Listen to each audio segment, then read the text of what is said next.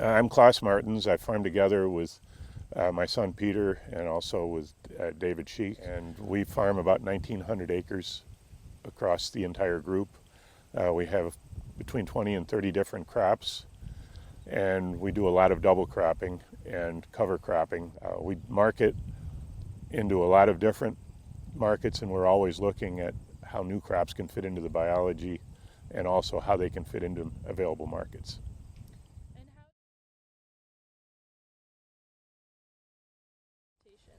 So frost seeding is a tool that I've used all my life. My father did it before I did, and it goes back to Europe. So when there is a winter grain growing, frost seeding is a good way to get a clover crop or alfalfa or other legume or even grass established in it. It avoids the danger of winter kill, and the seed will be just broadcast. It's a perfect no-till onto the field. As indicated, frost seeding is best done when the soil is frozen, but when we have the spring weather, when it freezes and thaws, the action of the freezing and thawing actually incorporates the seeds, and we can get a very good catch if this is done at the right time. As you can see in this field, when the grain was harvested, the clover was already large enough to cover the ground and establish dominance.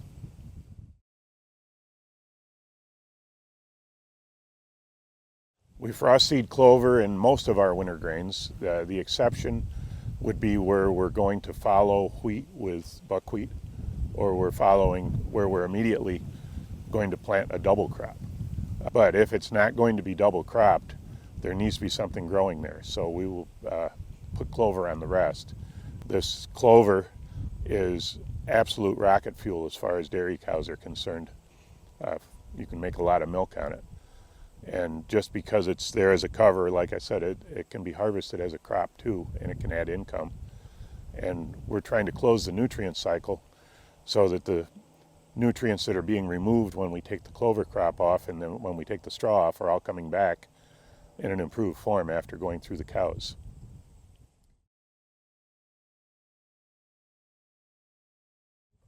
So growing red clover was one of the practices that was in the Cornell Systems trial right from the start. And what we determined was that as long as we had a good catch of red clover, which would be 60% or better of what was growing there being red clover, there was no response to additional nitrogen beyond the red clover, which tells us that this clover cover crop and before the corn crop that comes the next year supplies 100% of the nitrogen that we need for that corn crop.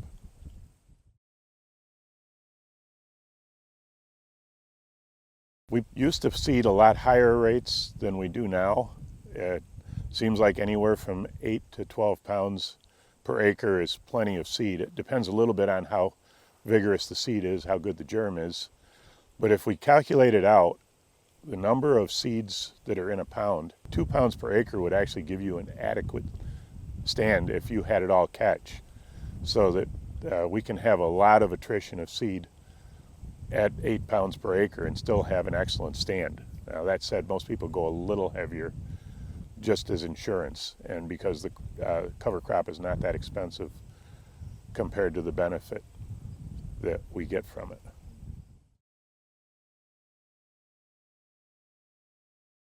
We've experimented with different varieties. There are the multi-cut clovers that are available. I think they pay back best if we're going to be producing clover hay. We're not really leaving it for a year as hay.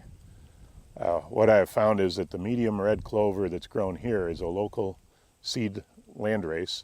It's been kept back for probably close to 200 years by farmers, and it's very well adapted. When we've bought commercial red clover that's come from like northern Canada, it sprouts well, but it does not grow nearly as well as our locally adapted red clover.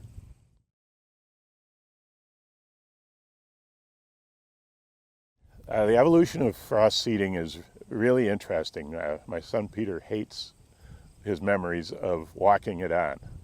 I remember, I think the highest I ever got was 200 acres of walking it on, which really works when it's too muddy to be out there with a tractor. What we're doing now is compromising a little bit on the ideal time to be spreading the seed and trying to make sure we have some frost and go very quickly with the tractor. Just a quick calculation, if you walk 1 mile and spread 9 feet, you're getting an acre. So if you can spread 18 feet, you're getting 2 acres. That cuts the work in half. And the spinners typically will go 18 feet, but no more. And if the wind is blowing, you have to narrow it up. But all that talk on doing it by hand, most people would rather do it mechanically.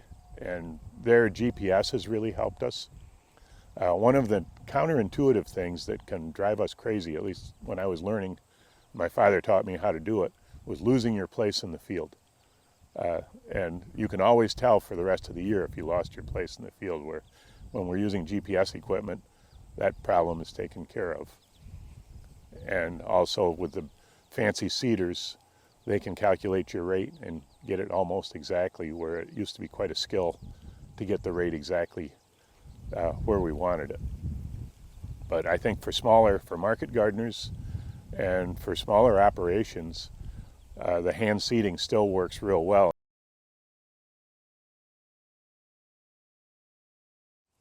I have never really seen the clover harm the yield of the grain. I think if anything, it can share some nitrogen with the grain because it is a legume. I think when people say that the cover crop is hurting the grain crop, it's probably more because there was an issue with the grain crop and the cover crop is being an opportunist in that spot, and then the cover crop gets blamed. It's amazing how many reasons farmers have come up with not to grow cover crops, and I would say almost all of them are bogus. So how do you... The clover grows with quite a lot of vigor, and what we found is if the grain crop is a short-strawed variety, and especially if there are problems in the growth, that the clover can come up through. It's not a problem if we can harvest the grain very promptly when it's ripe. Where we get into trouble is if we're not able to harvest on time and the clover is in a race with the grain, we can have some harvest issues. So my response to that is we just need to make sure that we harvest things on. That said, I would much rather be dealing with red clover racing with my crop for height than dealing with a flush of weeds racing with the crop, because that can also be an issue.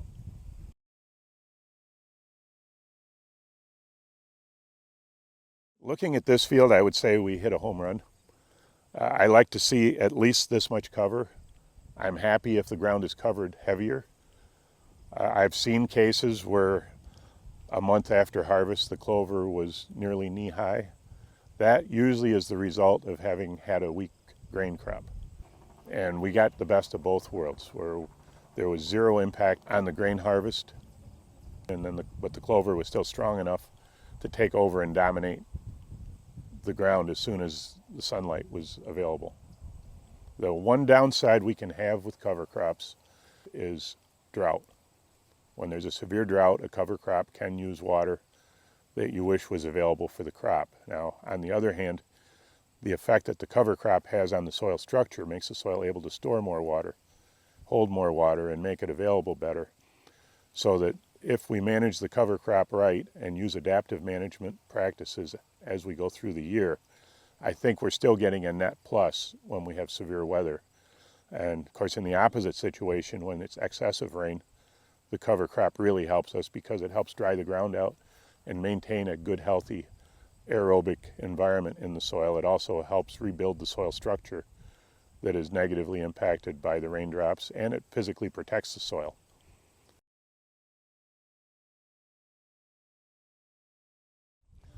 We've used frost seeding with a lot of different species, and where we are, red clover, medium red clover is the best species for what we're doing, but crimson clover works further south. We do it regularly with mustard, yellow mustard, after corn. And the reason we're doing the yellow mustard is it does pick up nutrients and store them, but it also gives off, when it's incorporated, gives off a gas which biofumigates the soil and cleans it for root rot organisms. And being able to store that fertility and then give it back later is a double benefit that we get from it. We can frost seed grasses One thing to remember when we're doing grass seed, especially large grass seed, is it doesn't spread as far. And I have seen cases of complex cover crop mixes where when it's spread, we're getting all the heavy seed going all the way across, and all the light seed is in tight little bands so that we're separating as it spreads. I've done some experiments that were successful using flax. And flax frost seeded into a small grain will take off and will work. The downside, it doesn't grow as well because we're not doing tillage. And tillage releases nitrogen early on when it's cold.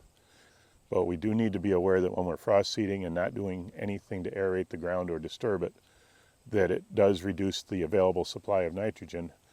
And it's a good idea sometimes to put some of our fertilizer down in anticipation that the cover crop might need a little help with nitrogen mineralization. If we're using a legume, that's not an issue. The idea of using a legume and not having the nitrogen issue also makes a strong argument for doing mixtures, so that a legume grass combination or a legume forb combination could do really well. In general, any species that has small seeds is a reasonably good candidate for cover cropping.